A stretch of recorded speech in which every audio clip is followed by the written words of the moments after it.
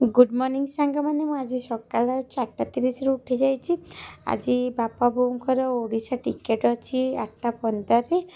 बापा बोऊ मासे 10 दिन है आसते बिल्कुल जना पड़ू नाला केमी दिन पड़ेगा बिल्कुल जना ही पड़ानी।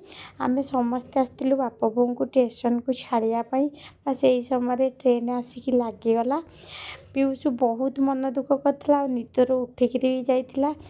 आज समस्त मन बहुत दुख बो बहुत कांदुले खासकर स्वाई बाबू को मन बहुत दुख सी एत के मन दुख करते यही पाली बापा बो गला बेलू से बहुत मन दुख करुले।